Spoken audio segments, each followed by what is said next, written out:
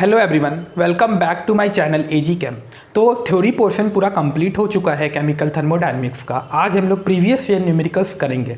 तो कुछ छोटे छोटे कॉन्सेप्ट्स हैं जो मैं आप लोग को दूंगा। आज मैं बहुत इंपॉर्टेंट न्यूमेरिकल्स कराने वाला हूँ। तो पहला न्यूमेरिकल है हमारा जेई मेंस 2018 में पूछा गया है। देखिए, ग्राफ के क्वेश्चंस बहुत इंपॉर्टेंट होते हैं, तो कॉन्सेप्ट समझिएगा।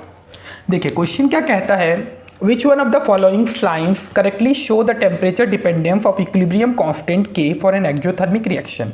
मतलब यहाँ पे ln K और 1/T के बीच का ग्राफ है और तुम्हें बताना है कि कौन सी जो लाइन है वो करेक्ट है फॉर एक्जोथर्मिक रिएक्शन। ठीक है, तो अब ध्यान दीजिए, ln K और 1/T के बीच में ग्राफ है, तो आप रिलेशन याद कीजिए और इस तरीके से इक्वेशन को फ्रेम कीजिए ताकि हम ln K और 1/T के बीच में ग्राफ प्लॉट कर सकें। तो मैंने आपको एक इक्वेशन बताई है। पहले तो हमें देखना है कि हमें एकदम स्टार्टिंग इक्वेशन लिखनी है, delta G not equals to delta H minus T delta F not. ये इक्वेशन है। अब आप देखिए, यहाँ पे हमारा डेल्टा जी और एल एन के को कनेक्ट करने के लिए एक इक्वेशन है, delta G equals to minus R T L N K. तो डेल्टा जी के जगह पे हम लोग लिख सकते हैं minus R T L N K. जो पिछला लेक्चर नहीं देखे हैं वो जाके देख लीजिएगा, तभी समझ में आएगा। Delta G equals to minus R T L N K लिख सकते हैं। अब ध्यान रखिए, हम लोग को इक्वेशन को y equals to m x plus c के फॉर्म में लेके आना है। y यहाँ पे एल एन के है और 1/t यहाँ पे x है। तो आप इक्वेशन को उस तरीके से लेके आइए। देखिए, एल एन के को हम लोग सेपरेट कर लेते हैं और इधर में हम लोग माइनस आर टी को भेजते हैं। तो माइनस आर टी को जब इधर भेजिएगा तो माइनस माइनस प्लस हो जाएगा, तो यहाँ पे प्लस हो जाएगा। ठीक है, माइनस आर टी को जब इधर भेजिएगा। देखिए, मैथमेटिक्स है, सिंपल मैथमेटिक्स से टी को काट दीजिए। अब y equal to m x plus c के फॉर्म में लिखिए। एल एन के वहाँ पे y हो गया, c यहाँ पे 1/t हो गया, 1/t। तो आप लोग, ये स्लोप है minus H naught by R, ये स्लोप है और ये इंटरसेप्ट है delta F naught by R, जिसका हमें कोई काम नहीं है यहाँ पे। अब देखिए, ये y equals to m x plus c के फॉर्म में आ गया है।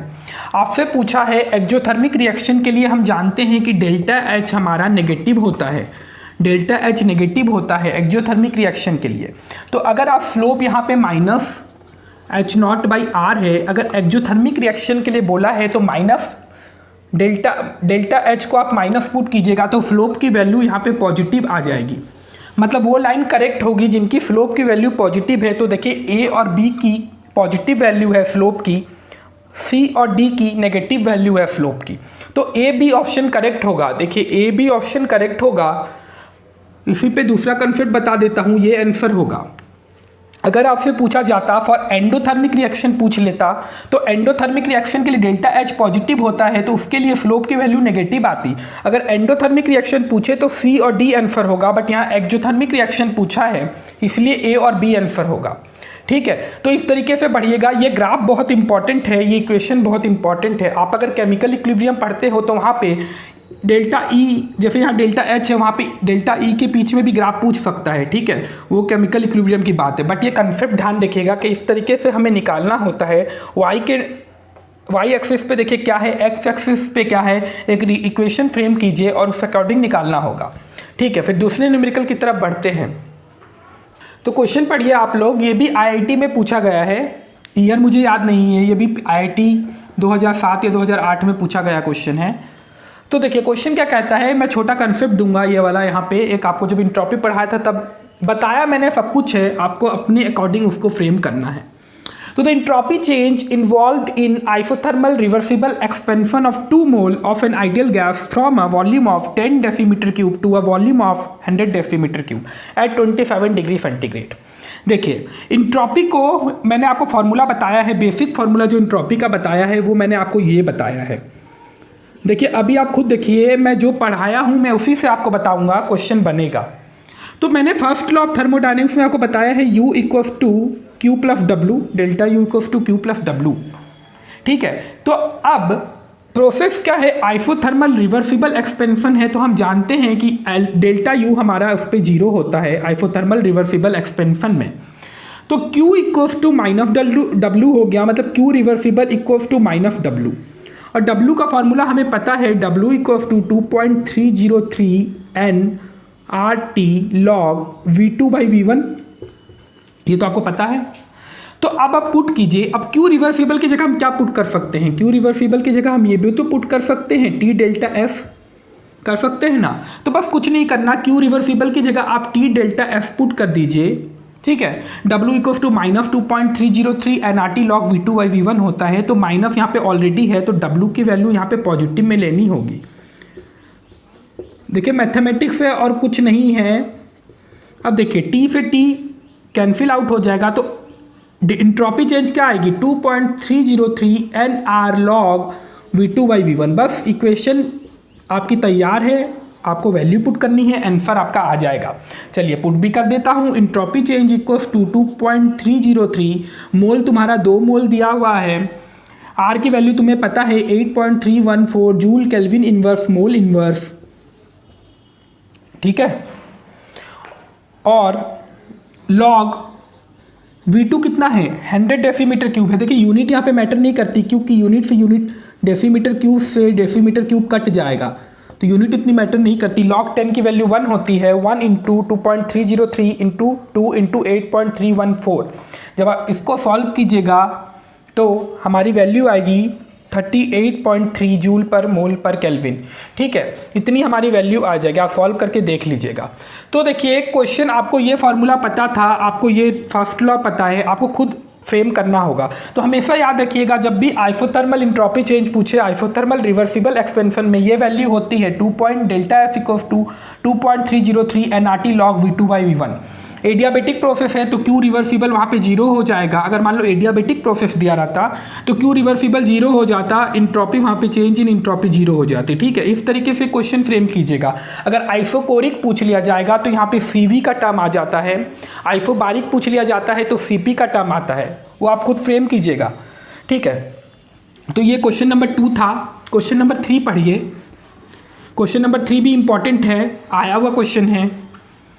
देखिए क्वेश्चन नंबर 3 कह रहा है for a particular reversible reaction at temperature T, delta H and delta F were found to be both positive. If TE is the temperature at equilibrium the reaction would be spontaneous when.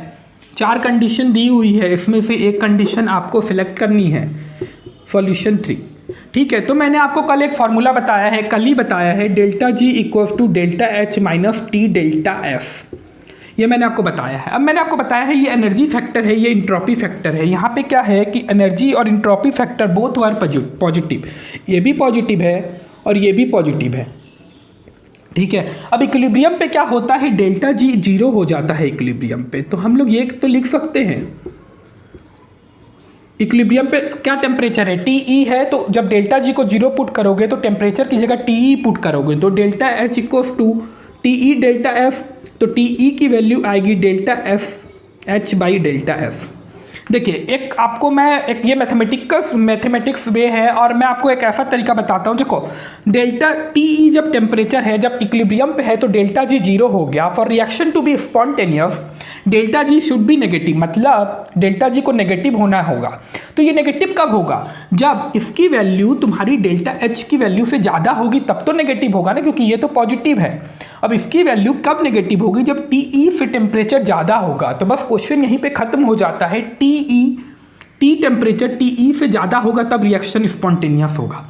ये हो गया हमारी concept लगा के चीज़ें, mathematics में पढ़ेंगे तो बता रहा हूँ। देखिए TE equals to delta H by delta F। अब तुम्हारा for reaction to be spontaneous T delta F की वैल्यू तुम्हारी डेल्टा H से ज़्यादा होनी होगी, तभी रिएक्शन स्पॉन्टेनियस होगा, क्योंकि ये पॉजिटिव है, ये नेगेटिव में आएगी। तो तुम ऐसे लिख सकते हो TE greater than delta F by delta H। अब देखो TE की जगह पे, इसकी पूरी जगह पे TE delta H by delta F, ऐसे तो होगा ना, ये नीचे की तरफ चला जाएगा। अब तुम इसके जगह पे क्या पुट कर सकते हो, TE पुट कर सकते हो। तो ये तुम्हारा मैथमेटिक्स वे हो गया, तो T greater than TE। But तुम्हें मैथमेटिक्स वे में भी नहीं जाना है, तुम्हें यहीं पे अपना आंसर टिक कर देना है। तुम देखो जब TE इक्विलिब्रियम पे है तो हमारा 0 हो रहा है, उससे हमें नेगेटिव वैल्यू चाहिए, और नेगेटिव वैल्यू तभी होगी क्योंकि ये तो पॉजिटिव फिक्स है, ये भी पॉजिटिव है। T की हायर टेम्परेचर पे होगा इक्विलिब्रियम से, तभी ये नेगेटिव होगा। तो रिएक्शन हमारा ये आंसर टिक करके आना है आप लोगों को। इसी से रिलेटेड एक दूसरा क्वेश्चन बताता हूँ, वो भी IIT में ही पूछा हुआ है। वहाँ पे क्या होता है कि आपको इंथैल्पी चेंज की वैल्यू दी हुई है, और आपको इंथैल्पी चेंज की वैल्यू दी हुई है और आपको डेल्टा एफ की वैल्यू दी हुई है। आपसे पूछा है कि किस टेम्परेचर पे रिएक्शन स्पॉन्टेनियस होगा या रिएक्शन इक्विलिब्रियम पे आएगा। रिएक्शन किस टेम्परेचर पे इक्विलिब्रियम पे आएगा, ये क्वेश्चन था। डेल्टा एफ की और डेल्टा एच की वैल्यू गिवन है, आपको पूछा था रिएक्शन किस टेम्परेचर पे इक्विलिब्रियम पे आएगा। तो मैंने आपको बताया है डेल्टा जी 0 होता है इक्विलिब्रियम पे, तो delta H minus T delta F will be 0, तो delta H equals to T delta F. ठीक है, तो टी क्या हो जाएगा, delta H by T by delta F. तो आपको कुछ भी नहीं करना, अगर पूछ लिया जाए किस रिएक्शन पे टेम्परेचर इक्विलिब्रियम टेम्परेचर होगा, तो आपको बस ये delta H by T by delta F कर देना है। तो इस तरीके से क्वेश्चन फ्रेम होता है। ये इक्वेशन बहुत इंपॉर्टेंट है, ये वाली equation delta G equals to delta H minus T delta F, ये इक्वेशन बहुत इंपॉर्टेंट है। 2-3 क्वेश्चन इसी से पूछे जाते हैं। कई बार होता है कि स्टैंडर्ड प्रोडक्ट की गिब्स फ्री एनर्जी दी हुई रहती है, स्टैंडर्ड रिएक्टेंट की दी हुई रहती है, आपको डेल्टा जी नॉट निकालना है, तो प्रोडक्ट माइनस रिएक्टेंट के निकाल दीजिएगा समेशन करके, तो आ जाएगा। तो इस टाइप का क्वेश्चन फ्रेम होता है। तो थर्मोडायनेमिक्स हमारा कंप्लीट हो चुका है पूरा। अब आगे अगर कोई भी कंसेप्ट होगा तो मैं बाद में कराऊंगा, पर पूरा केमिकल थर्मोडायनेमिक्स मैंने कंप्लीट करा दिया है। आज हमारा 15th लेक्चर था, जिसमें मैंने प्रीवियस ईयर न्यूमेरिकल भी पूरा करवा दिए हैं, और बीच बीच में भी मैंने काफ़ी न्यूमेरिकल्स कराए हैं थ्योरी के साथ, तो वो सब आप जाके देखिए। अब मेरा मन है कि मैं केमिकल काइनेटिक्स से स्टार्ट करूँ। देखो फिजिकल केमिस्ट्री का बैकबोन है ये सब chapters, thermodynamics, chemical equilibrium and आपका केमिकल काइनेटिक्स एंड इलेक्ट्रोकेमिस्ट्री, ये सब बैकबोन है फिजिकल केमिस्ट्री की, जो कि बहुत टफ चैप्टर्स में काउंट होते हैं। तो वो सब मैं पहले कंप्लीट कराऊंगा, फिर बाद में जो छोटे छोटे चैप्टर्स है वो सब कराऊंगा, जैसा कि मेरा टारगेट है। तो हम लोग कल पढ़ेंगे केमिकल काइनेटिक्स। आई होप कि आप ये सब समझ गए होंगे।